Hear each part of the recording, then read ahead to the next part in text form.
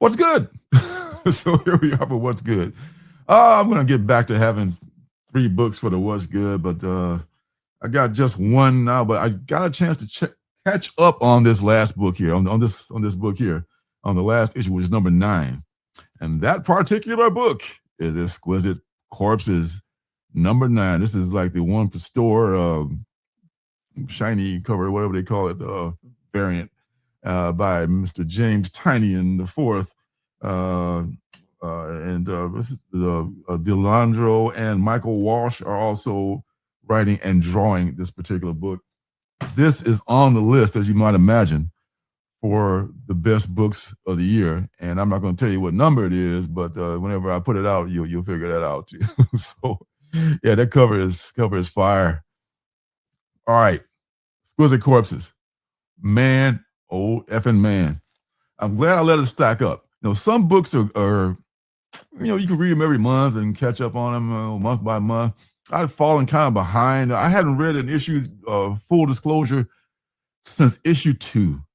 So what I did, went back and I read every issue from number 2 going forward up to number 9. And Lordy, yeah, another rabbit company. Yeah, this book is crazy. If you don't know about it, let me tell you. This every Halloween, no, not every Halloween. I think it's every 5 years on Halloween. There's these wealthy people, these bored individuals, these bored billionaires. There's always the billionaires, right? Because they got the money to do whatever they want. These bored people, they find a town, a small town, not too big a town. This town here is about 8,000-9,000 people, thereabouts. They don't want to be too big. Because they rent that town out. They find someone who's in charge and has authority, usually a sheriff or a law person or a mayor or someone like that. They buy that person out. They give them a big stack of money and they say, let us do whatever we want to your town. And here's a big stack of money. You can get the hell out and save yourself. So that's what happened to this town. As it kicks out, all the rich people have their own warriors. They have their own fighters. They have like 13 of them, and different parts of this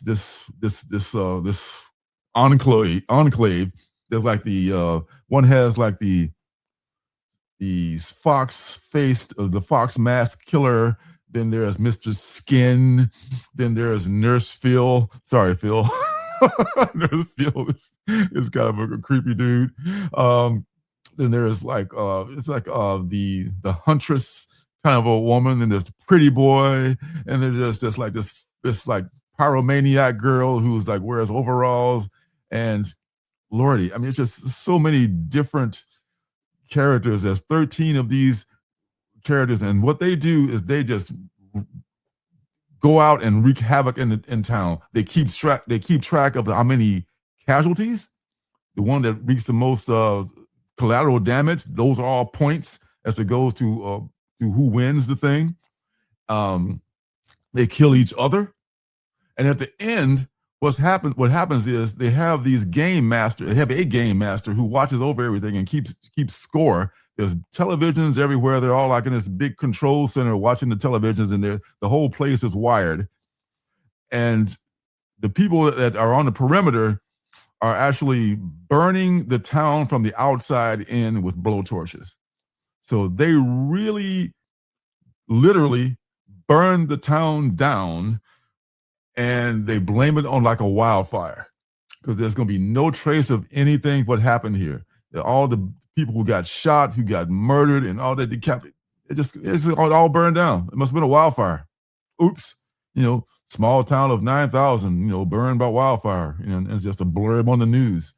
And just the way that they make that so believable, there's just, in this world today, I think there's a lot of folks, somebody say, oh, that can't happen. That wouldn't happen here. Strange things can happen when people don't want to believe that there are people out there in the world who are so dark and so powerful that they can do things and get away with it, and there's nothing you can do about it. I mean, that's a frightening thought for a lot of us, and it should be. It should be. It's not something you should, curl up on a ball and just say, "Oh my God, I'm gonna, they're gonna get me." But you should be aware of this. Just because you are a good person and you would never do that, don't think there's not somebody out there who will do that. And from the look of this book, take pleasure in seeing that. There are people who revel in the pain and suffering of others. And that's what's happening here. And that's all it is. I mean, rich people sitting back drinking like fine whiskey and watching others suffer and die for their amusement because they're just empty, hollow souls. And nobody writes that kind of stuff better than James T. James T has got this. Man, and there's going to be like a card game, which I don't have all the cards, but I guess every issue has a issue that comes with a card. I've got some of the cards. I don't have all the cards, but what's going to follow with that, I'm just so curious as to how that's going to play out too. And this is the one thing he's been pretty on schedule with. I mean, a lot of his books like Wind and Siktik, sometimes of nice House by the Sea, have either on hiatus or they may be coming out sporadically. He's been pretty regular with this.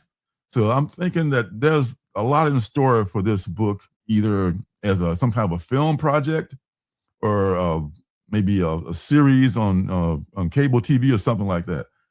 Great concept, great concept.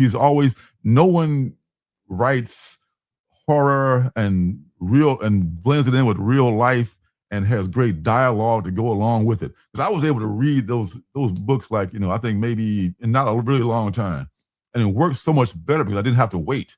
Because his thing, he loves to make you, oh my God, what about this is it you're going to give me this month? If you let them stack up, the secret to reading his books, let them stack up. Let them stack up and read them in one sitting or one or two sittings, or wait for the trade. And that's what I chose to do. It's going to be this Kickstarter also for this. Ooh, really, Space Case. What's up, Space Case? Space Case? Yeah, okay. Yeah, I'm going to be all over that Kickstarter. Just like that's the idea that the Mark Spears one. So I'll definitely be all over that one because that's something. That is something, and that's going to be a big thing in the future. Man, Exquisite Corpses.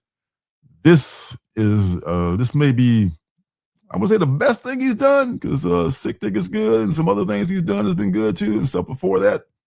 But this is carrying the weight right now. Exquisite Corpses.